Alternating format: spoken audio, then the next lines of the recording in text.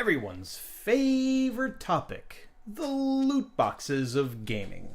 Yes. One of the reasons Loot I box. dislike EA. They're one of the blatant abusers of loot boxes. What do you mean? Star Wars Battlefront 2? What do you mean? So Battlefront 2 is chock full of stuff that you can either grind for hours to get or you just pay money to get it. Oh, you're talking about the new Battlefront 2. Yes. See, I love me some old Battlefront 2. Of course, because So good. the whole game's just there. Right. Yeah, it's so good. I was No, kind of mad when they tainted the name. Well, the new one, of course, and then loot boxes. And by the way, it's not just EA; it's also Blizzard with Overwatch. So loot boxes are just like it's like a DLC kind of thing, or How it works is, it is DLC. Yes, it's random though. oh, You like spend like I don't know $1 or 50 cents or something. You can also spend in-game currency, but it's still it's kind of dicey still. yeah, Where you get a crate, and I think recently how they've been doing it is they give you like one thing out of a category. It's almost like getting a booster pack of cards, of like a trading for like trading cards. Like you might get a rare one, you might not. Yeah. You might get a whole bunch of commons, like that kind of thing. And so it's kind of like a form of gaming or gambling yeah. in gaming. So you've had politicians started talking about like why is this stuff in games, especially like a Star Wars game that a lot of kids are going to be playing that aren't legally allowed to participate in gambling. There was a game like that a while back where there was a whole controversy of it. Do you remember that? What, for gambling? Yeah. CS:GO. CS:GO. Yeah. Yeah, with the skins. Yeah. And how like people, but that was kind of different just because it It was wasn't like weapon packs too, I thought. There are that's the thing with that game. It was only skins are like the only thing that you could get. But I want to say that people were getting it and they were like trading them, and there was like auctions. Yeah, there and was a whole thing. They were doing, but that's what users were doing. This stuff is being done by the developers and the publishers. Oh. So it's kind of it's evolved to the next step. Yeah.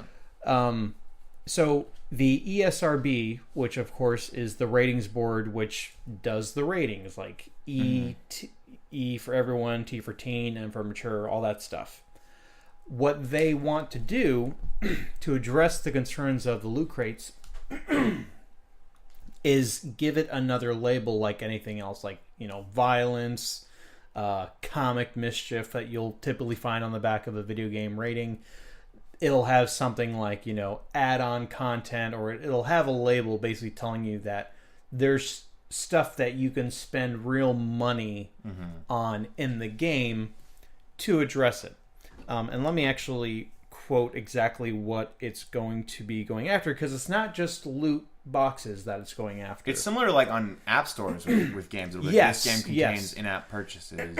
We probably have that to thank for it coming into AAA games in the first place, because it makes something like, I want to say last year it made $8 billion just in DLC, like add-on content, including the loot boxes. Yeah, it's blown up.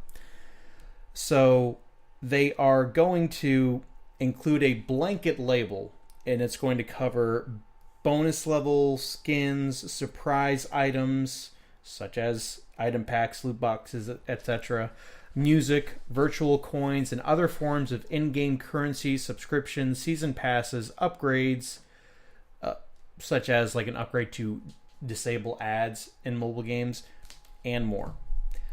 So that sounds like a good idea, I think. But when you go ahead, I think people should definitely be aware, especially people. We were talking about it before, like we started rolling, like kids who are playing it. Like parents need to be aware. Like so nothing go.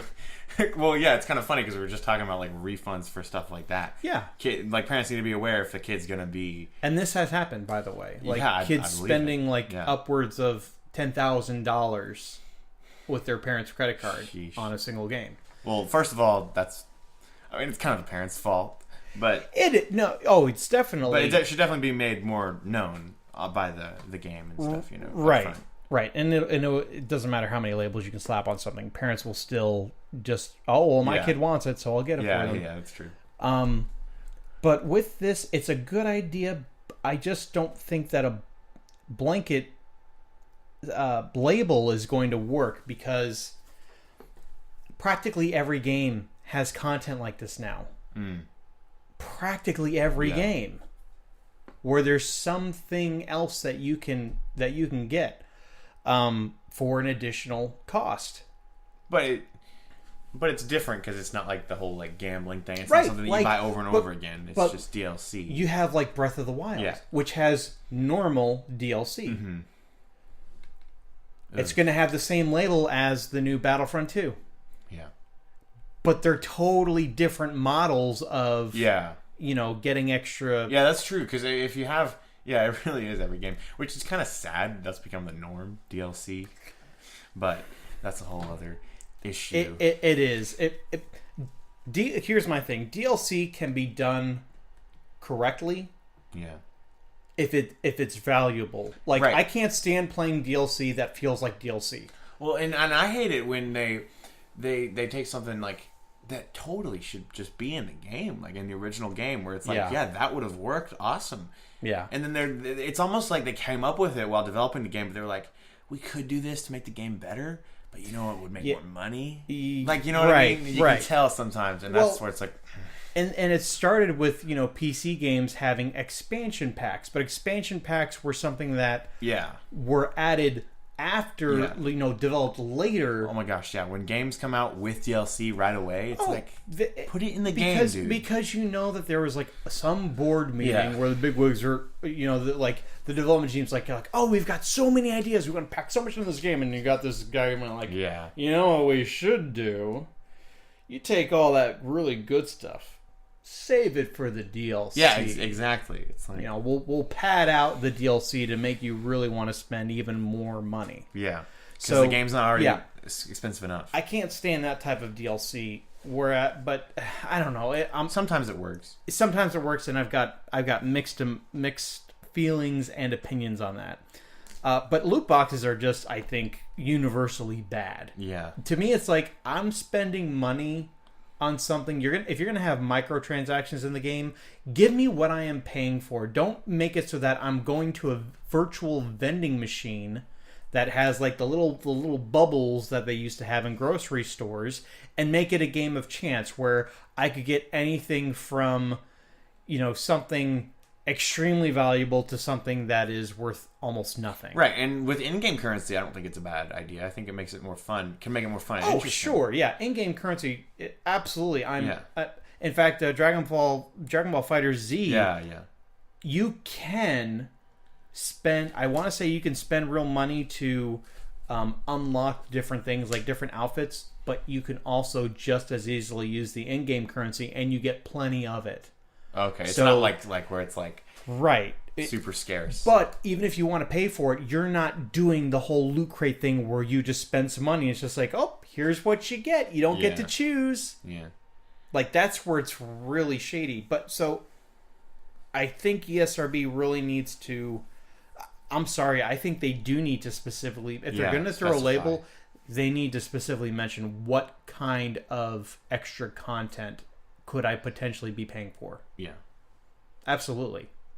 I mean, yeah, definitely. Because otherwise it would literally be on every game and it would just be like, oh, this means nothing. And they do it with the rating system. They tell you exactly why a game is rated T or M or E, 10 and up. They give you those reasons. So why not do the same thing for... Right, it should be like 4 microtransactions or 4 DLC or, Yeah, exactly. Like that. Exactly.